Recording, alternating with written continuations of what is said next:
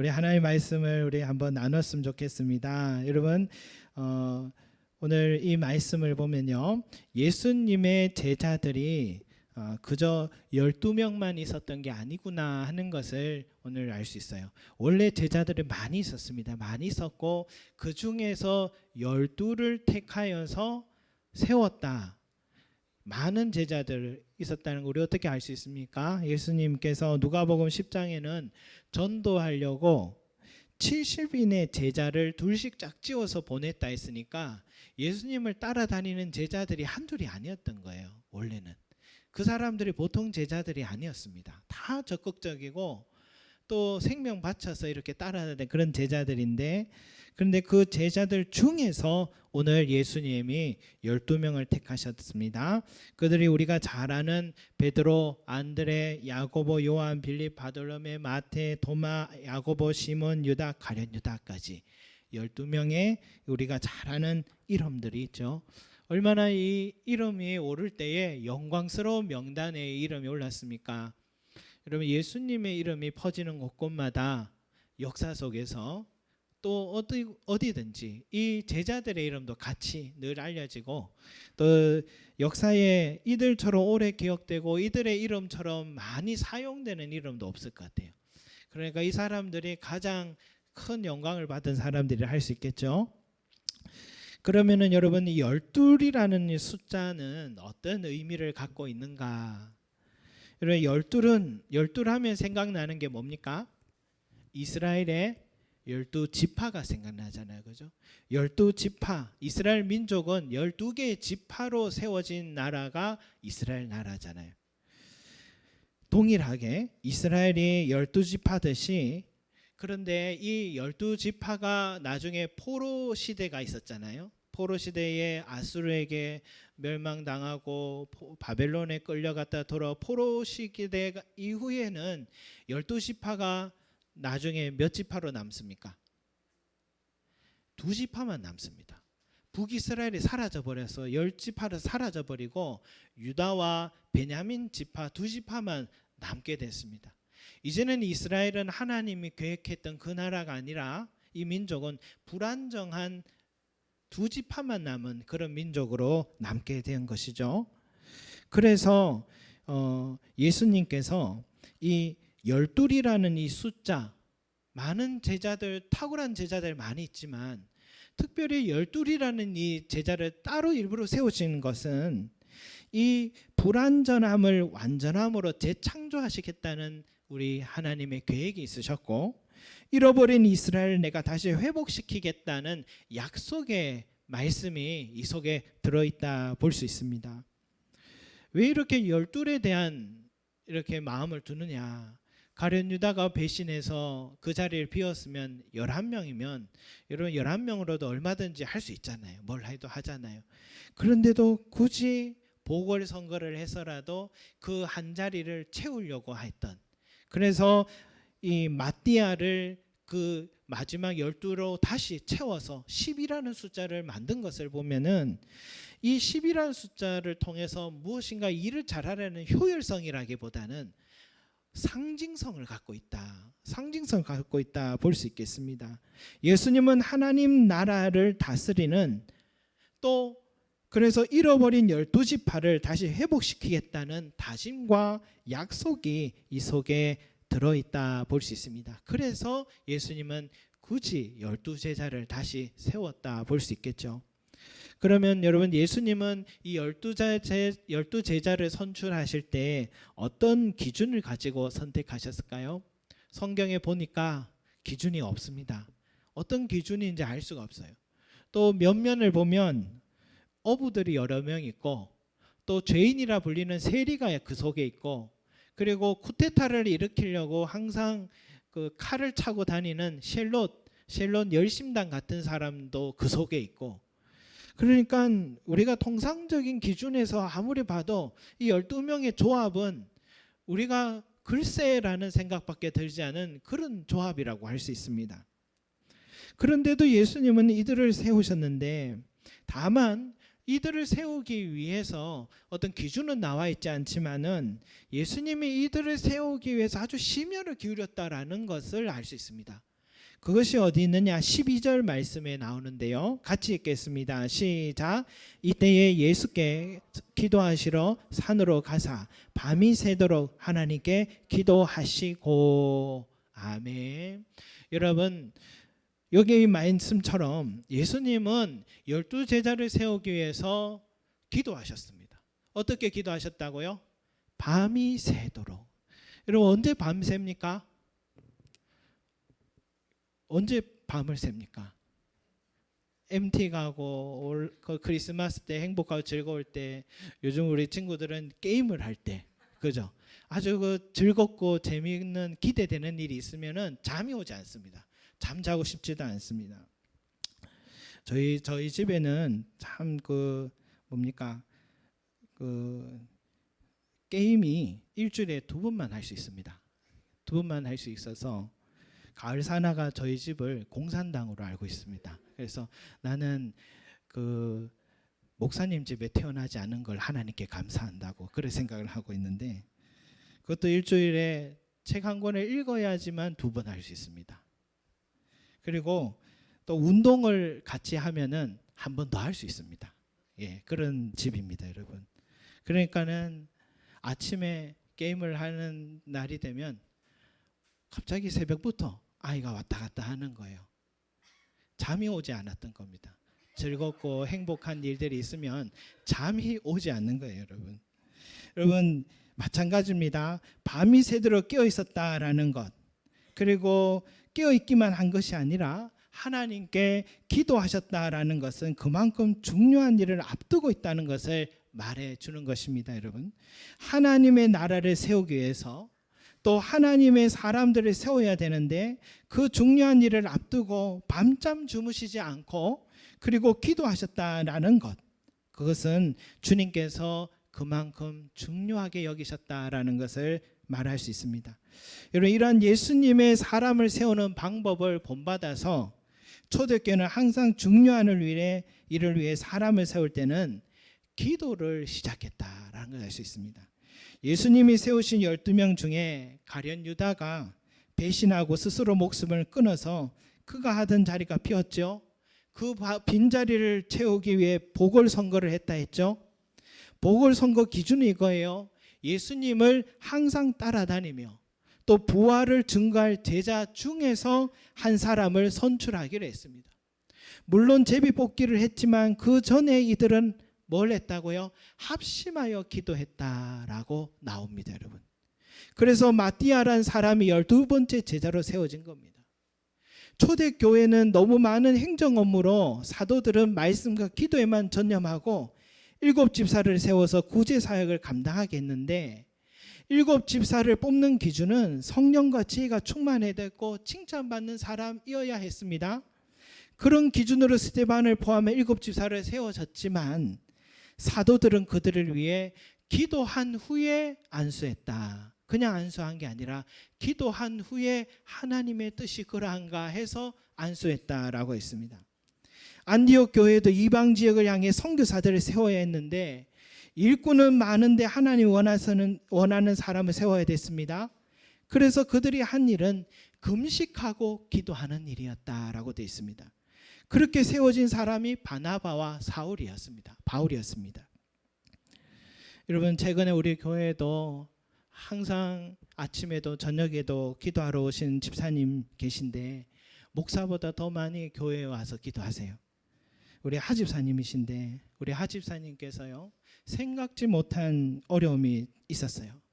그저 한순간에 잘못 실수로 내가 하지도 않은 일에 대한 세금을 내야 됐는데, 그 금액이 우리가 생각 이상을 뛰어넘는 그런 금액이었어요. 여러 사람들이 함께 걱정하고 기도하는데 1달 반을 고민을 해도 방법이 보이지 않아요. 어떻게 이 문제를 풀어가야 될지 길이 보이지 않는데, 그저 할 수 있는 일은 기도밖에 없었습니다. 기도하는 일밖에 없었어요. 그런데요, 그렇게 기도밖에는 할 수 없는데, 어느 날 안부차 전화 드렸던 우리 주경미 집사님과 통화를 했는데, 주경미 집사님이 그 이야기를 듣고 자신이 잘 아는, 자신도 그런 경험이 있고 그런 것을 잘 아는 세무사를 소개해 주셨습니다. 그런데 그 세무사가 어떤 다른 것도 편법도 없이 정직하게 이 문제를 해결하시는데 그 나와 있는 그 큰 금액을 3분의 1로 줄여버렸어요. 3분의 1로 줄이고 수임료도 3분의 1로 줄여서 그렇게 해서 집사님에게 이렇게 도움을 주는 과정을 보면서 기도는 만남의 축복을 주시는 거구나. 기도를 할 때에 우리는 기도할 수밖에 없는데 하나님은 우리 하 집사님에게 주경미 집사님과 연락을 닿게 하시고 또 주경미 집사님을 통해서 돕는 세무사를 만나게 하셔서 사람을 만나고 사람을 세우는 일에 있어서 우리가 항상 앞서서 해야 될 일은 기도하는 일이다. 하나님 기도하는 일이다. 여러분, 우리가 하는 모든 일들은 사람과 사람의 만남의 과정을 포함합니다. 사업장이나 집을 구할 때도 좋은 또 중개인을 만나야 되고 임대인, 임차인을 만나야 되잖아요. 그리고 자동차를 구매할 때도 좋은 딜러를 또 만나야 되잖아요. 직장에도 좋은 상사와 동료를 만나야 되고 사업장을 운영할 때 좋은 직원도 만나야 되고 좋은 거래처 만나야 되잖아요. 성도가 교회를 찾을 때 바른 신학 가진 건전한 목회자 만나야 되고 목회자도 성숙한 성도 만나는 것이 축복이잖아요. 자식 키워보니까 좋은 선생님 만나는 것, 좋은 친구를 만나는 것, 이것도 다 기도 제목이더라고요. 자식이 성장하며 일평생 함께 살아갈 배우자 만나는 것도 기도 제목이더라고요. 생각지도 못한 어려운 일이 찾아왔을 때 나의 필요를 채워줄 수 있는 헬퍼를 만나는 것도 다 하나님의 은혜가 필요한 거였습니다. 여러분, 전에는 우리가 이런 일을 기도해야 되는지 몰랐습니다. 그래서 항상 내 발이 먼저 앞섰습니다.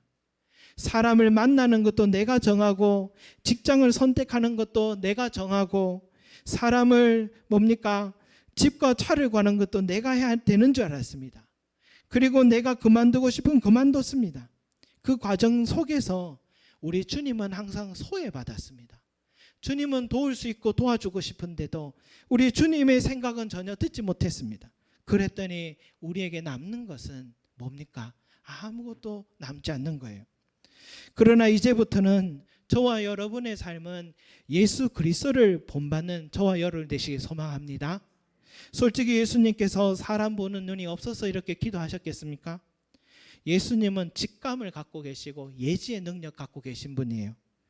그런 능력으로 얼마든지 스스로 사람 세울 수 있는 분이셨습니다.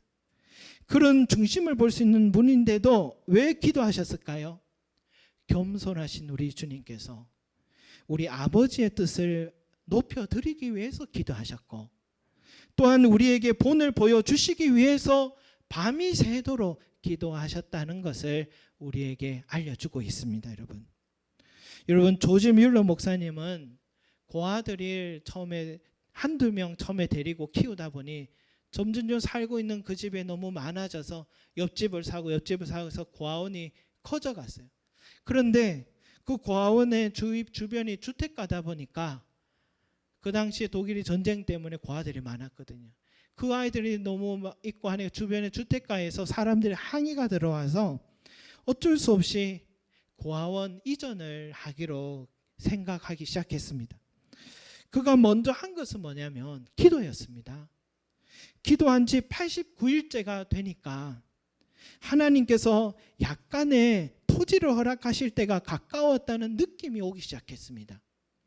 다음 날 적절한 토지가 나왔던 소식이 들립니다. 토지를 찾아가 보니까 지금까지 본 토지 중에 가장 적당한 토지가 생긴 거죠. 그래서 다음 날 그 토지 주인을 만나러 갔습니다. 만나러 갔더니 안주인이 남편이 회사에 갔다고 합니다.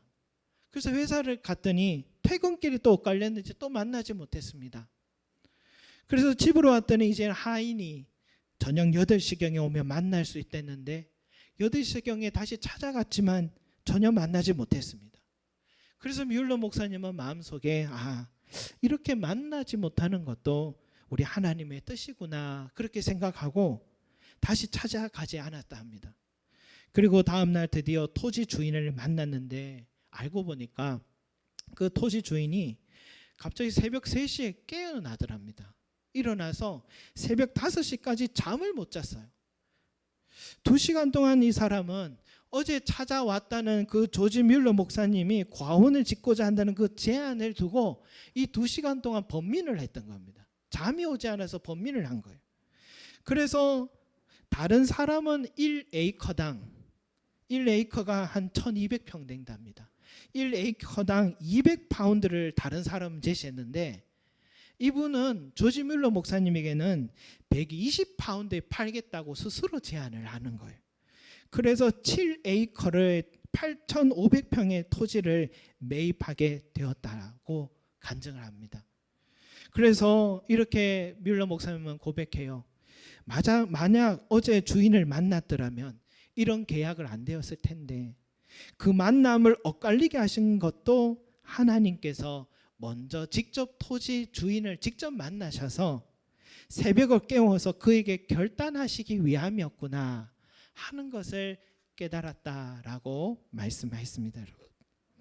사랑하는 성도 여러분, 어려운 일이 있습니까? 도움이 될 사람을 우리가 만나야 됩니까? 내 인생의 중요한 선택의 순간에 우리가 서 있습니까? 전에는 나의 계획과 생각과 행동이 앞섰지만은 이제는 주님을 본받아서 기도하고 기도로 일을 시작하는 저와 여러분이 되시기를 소망합니다. 여러분, 또 하나는 우리가 이 본문 속에서 살펴야 되는 것은 예수님의 제자들의 이름을 외우라고 오늘 이 본문이 있는 것은 아닙니다. 우리 13절을 같이 읽겠습니다. 13절 시작. 밝음에 그 제자들을 부르사 그 중에서 12를 택하여 사도라 칭하셨으니. 아멘. 여러분, 우리가 지금 주목해야 될 것은 12의 이름을 외우는 게 아니라 오늘 예수님께서 12를 향하여서 사도라고 칭하셨다라는 이 말씀에 집중을 해야 되는 것입니다. 왜 이들을 사도라고 부르셨을까? 왜 사도라고 부르셨을까? 우리가 한 가지 먼저 짚고 넘어가야 될 것은 이 사도는 예수님께도 붙여진 명칭이었습니다. 히브리서 기자는 이렇게 말합니다. 우리가 믿는 도리의 사도이시며 대제사장이신 예수를 깊이 생각하라. 사도이시며 대제사장이신 예수를 깊이 생각하라 하고 히브리서 기자는 말합니다. 우리는 사도하면 12제자와 추가로 바울까지 사도라고 우리는 생각했는데 여러분, 예수님께도 사도라는 명칭이 붙어 있다는 것을 알 수 있습니다. 사도는 헬라어로 아포스톨로스라고 부릅니다. 여러분, 이 아포스톨로스는 보냄을 받은 자라는 뜻을 갖고 있습니다. 예수님은 자신이 이렇게 표현합니다. 우리가 다른 가까운 마을들로 가자. 거기서도 전도하리니 내가 이를 위하여 왔노라 라고 했습니다. 나는 이스라엘 집에 잃어버린 양 외에는 다른 데로 보내심을 받지 아니하였노라 라고 했습니다. 그러니까 내가 보냄을 받았다고 자꾸만 예수님이 말씀을 하고 계신 거예요. 누구에게 보냄을 받았느냐? 한 번은 예수님이 보내실 때, 제자들 보내실 때 이런 얘기를 하셨어요. 너희를 영접하는 자는 나를 영접하는 자다. 나를 영접하는 자는 나를 보내신 이를 영접하는 것이라. 여기서 예수님이 나를 보내신 이라고 했던 나를 보내신 이는 누구였을까요? 성부 하나님을 말씀하는 것입니다. 예수님은 성부 하나님께서 직접 보내신 사도였습니다. 예수님 자신이 먼저 사도였다라는 것이죠. 예수님은 뭐하라고 하나님이 사도로 보내셨을까요? 이는 가난한 자에게 복음을 전하게 하시려고 내게 기름을 부어서 나를 보내사 포로된 자에게 자유를, 눈먼 자에게 다시 보게 함을 전파하며 눌린 자를 자유롭게 하는 사역을 하라고 나를 보내셨다라고 말씀하고 있습니다. 예수님은 사도직의 기원이십니다. 최초의 사도가 누구냐 하면 예수님이라고 우리는 볼 수가 있겠습니다. 예수님은 뭘 하라고 사도로 보냄받았느냐? 이 땅에서 하나님을 알지 못해 죄의 자리에 서게 되고 죄의 종이 되어서 포로되고 눈이 멀고 눌린 자를 자유롭게 하라는 성부 하나님의 명령을 받고서 이 땅에 오신 사도였다라고 볼 수 있습니다. 그래서 주님이 가시는 곳마다 천국이 전파되었고 배고픈 자들을 먹여주셨고 병든 자를 치유하셨고 귀신 들린 자들을 자유롭게 해주셨습니다. 그리고 자신이 십자가에 매달려 죽으심으로 인간의 모든 죄를 다 짊어지셨습니다. 그래서 누구든지 예수 그리스도를 믿기만 하면 그 사람의 모든 죄가 예수님께 전가되어서 깨끗함을 얻게 되고 영생을 얻는 참된 자유를 얻게 되는 것입니다. 여러분, 이 일을 위해서 예수님께서 사도직을 맡아 오신 것이다 할 수 있습니다. 그래서 예수님께서 오늘 12제자를 세우시고 그들에게 사도라고 부르신 목적은, 그 목적은 너무 분명합니다.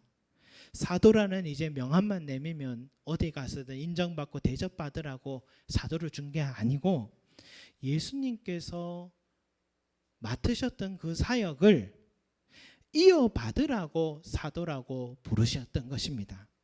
그래서 12사도들은 예수님과 함께하면서 보고 배운 것대로 복음을 전했고 병든 자를 위해 기도할 때마다 놀라운 능력이 나타나기 시작했고 정말 세상에서 봐도 변변찮고 세상의 잣대로도 이해할 수 없던 그 사람들을 통하여서 놀라운 일들을 행하셨던 것입니다. 그리고 그들도 예수님을 따라서 자기 십자가를 졌고 순교자의 반열에 들어가게 된 것입니다. 여러분, 사도는 직함이 아닙니다. 예수님께서 행하신 일을 이어받는 그 사람이 사도라는 것입니다. 사도는 명분도 아닙니다. 사역입니다. 사역. 가끔 내가 주의 길을 가지 않아, 내가 순종하지 않아, 내 삶이 이렇게 됐다고 후회하는 그런 신자들을 볼 때가 있는데요. 저는 그것이 너무 모르게 하는 말이라 생각합니다. 그래서 사업이 잘 안 되고 하면 나중에 어디 갔다 왔는데 갑자기 목사님이 돌아오셨습니다. 늘 집사님하고 친근하게 부르다가 갑자기 목사님 되어서 오시니까 거리도 멀어지고 그럽니다.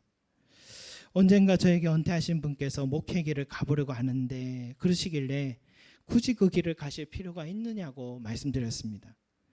여러분, 목사가 된다고 사도의 삶을 사는 것은 아닙니다. 주님께서 행하신 그 일을 행하는 그 사람이, 주님께서 제자들에게 맡기신 그 일을 행하는 그 사람이 주님의 제자요 사도가 되는 것입니다. 가룟 유다 보십시오. 오늘 이 이름에 사도의 명함에 올라갔음에도 불구하고 그는 주의 일을 하지 않으니까 세상을 집착하고 살다 보니까 결국은 직분을 잃어버린 불운한 인생이 되었던 것을 우리는 보면 사도는 직함이 아니라는 것을 알 수 있습니다. 마띠아가 다시 사도의 자리에 올랐습니다. 바울이 어떻게 제자도 아닌데 사도의 자리에 올랐습니다. 그 이유가 뭡니까? 예수 그리스도를 믿고 받아들이면 주님의 부활이 나의 부활이 됩니다 하고 담대하게 외치며 살아가니까 그 사람들이 사도가 된 것입니다. 예수님과 그 사람 사이에 있는 가교 역할을 일평생 하며 살았기에 누가는 그들에게 사도라고 이름을 붙여줬던 것입니다. 그리고 우리 송림 제자교회에 처음에 저와 우리 가정을 여기 씨앗으로 또 보내셨겠죠. 그리고 여러분들 한 사람 한 사람을 부르신 분도 우리 하나님이십니다. 믿으시기 바랍니다. 우리를 부르신 데는 첫 번째는 먼저 내 영혼이 이곳에서 주님을 만나고 회복되고, 전에는 근심과 염려와 번민 속에 살았지만 이제는 평안과 기쁨으로 늘 안정 속에 살아갈 수 있게 해주시는 하나님의 계획이 있으셨습니다. 그래서 이 교회를 통해 여러분 주 안에서 항상 안식을 누리시기 바랍니다. 강단에 선포되는 말씀, 성경의 말씀, 기도 생활을 통해서 주님이 내 삶의 주인이 되시고 여러분이 하시는 모든 일들이 형통하게 되기를 소망합니다. 더불어서 여러분, 우리를 이곳에 부르신 것은 주님이 걸어가신 그 길을 그의 12제자들이 이어갔고 그 12제자들이 걸어간 길을 우리도 이어가라고 이곳에 부르신 것이었습니다. 주님이 사도였듯이 그 12제자들이 사도였듯이 저와 여러분들도 이 사도의 길을 걸어가라고 주님께서 부르신 줄 믿습니다. 나를 통해 또 한 영혼이 주님께로 다가가도록 돕는 것, 나를 통해 주님이 전파되는 것, 나를 통해 비탄에 빠진 삶이 주님을 만나고 소망 갖고 살아가는 것, 제가 어떻게 그런 일을 할 수 있겠습니까? 라는 그런 생각 드는데, 여러분 그렇게 따지면 우리 12사도의 면면을 보면은 솔직히 12사도보다 우리가 좀 더 낫습니다. 그런 12사도들도 성령의 충만함 받으니까 저렇게 놀라운 일들을 많이 해냈고, 또 그 일을 하려고 하니까 주님께서 도와주십니다. 제자들도 정말 우리가 주님처럼 할 수 있을까요? 하고 처음에 파송할 때 겁을 많이 냈어요. 그런데 전도 갔다가 돌아왔는데 어깨에 힘이 막 들어가서 너무 기뻐했어요. 주님이 이렇게 물었습니다. 내가 너희를 전대와 배낭과 신발도 없이 보냈을 때 부족한 것이 있더냐 하니까 제자들이 없었나이다. 저희가 그저 손만 얹으니까 귀신이 나가고 손을 얹으니까 병이 낫고, 저희들이 복음을 전하니까 전혀 변하지 않을 그 사람들이 변화되기 시작하고, 아무것도 제 손에 아무것도 없었는데 먹고 지내고 하는데 아무것도 부족함이 없었습니다. 없었나이다 라고 고백했습니다. 여러분 우리도 주님의 이 사도의 사명을 감당하려고 하면 내가 어떻게 일을 할까 하면 우리는 그저 다가가서 입술을 열기만 하면 우리 주님께서 역사하실 줄 믿습니다. 때로는 고난 중에 있는 가정에 가서 기도만 해줬을 뿐인데, 나는 그저 기도해 줬을 뿐인데 어느 순간 그 기도가 응답이 되어 있고, 아픈 사람을 위해서 한 번도 그런 적이 없었는데 위해서 간절하게 기도했는데 그 병이 나을 때가 우리 삶 통해서 이루어지는 것입니다. 여러분 우리는 할 수 없다고 생각했는데 부족한 것이 있더냐 했을 때 없었나이다 라는 이런 고백이 저와 여러분에게도 일어날 줄로 믿습니다. 여러분 내가 하는 게 아니라는 것, 그저 생각이 나서 전화 한 통하고 예수님 전했을 뿐인데, 그저 얼굴 볼 때 헤어지기 전에라도 예수님을 한번 믿어보라고, 교회 한번 오라고 그저 권했을 뿐인데, 그 순간이 그의 인생의 가장 큰 축복의 순간이 될 줄을 아무도 몰랐던 것입니다. 이 일을 할 때에 주님께서 그와 함께 하시고 그에게 능력 주시기 때문입니다. 여러분 사도직은 따로 있는 게 아닙니다. 주님께서 원하시는 그 일을 하는 것이 사도의 삶이라는 것 잊지 마시고, 저와 여러분들도 우리에게 주어진 이 사명을 잘 감당하여서 우리 하나님의 마음을 시원케 해주는 사도들이 되시기를 소망합니다. 그러면 여러분 우리 하나님께서 여러분들의 삶에 필요한 것, 구하지 않은 것까지도 먼저 그의 나라와 의를 구하라. 그리하면 이 모든 것을 너희에게 더하여 주시리라 약속하셨습니다. 여러분 이 영적인 삶의 비밀을 꼭 새기시고 주님의 사명, 또 제자들의 사명 우리가 잘 이어받아서 우리도 주님께 영광 돌리는 그 삶 속의 형통함을 누리는 저와 여러분이 되시기를 소망합니다. 기도드리겠습니다. 사랑과 은혜가 많으신 우리 아버지 하나님, 주님께서 이 사명 갖고 이 땅에 오셔서 천국을 전파하시고 복음 전하시고 병든 자의 손을 얹고 기도할 때에 병이 나았고, 주님의 놀라운 사역들, 삶들이, 인생들이 변화되었고 영생과 구원의 은혜를 전하였던 것처럼 이제는 그 12제자에게 이 사명을 맡겨주셨습니다. 12명을 세우면 효과적으로 전파가 잘 되리라고 12명을 세운 것이 아니라 상징성의 의미라는 것을 우리가 오늘 다시 한번 깨닫습니다. 사도직은 하나님의 사명, 주신 사명을 감당하는 자가 주님의 사도요 제자라는 것을 우리가 깨달았습니다. 주여, 우리가 주님 앞에 나와 부름받은 것도 누군가의 가교의 역할이 있었기에 우리도 주님 만나 이 은혜 누리는데, 주여 우리를 부르신 것이 우리에게도 이 사도의 사명 감당하라고 이 자리에 부르신 줄 믿습니다. 주의 제자가 되어서 때를 얻든지 못 얻든지 우리가 만나는 자들에게 예수 그리스도의 이름을 전하게 하여 주시고, 내가 만난 예수 그리스도의 그 은혜를 전하여서 그들에게도 이 기쁨과 이 놀라운 능력을 전하는 자, 구원의 은혜를 전하는 삶이 되게 하여 주셔서 먼저 그의 나라와 의를 구하는 우리 모두가 되게 하여 주시고, 주님의 기쁨, 아버지의 기쁨이 될 수 있도록 축복하여 주시옵소서. 감사드리며 예수 그리스도 이름으로 기도드립니다. 아멘.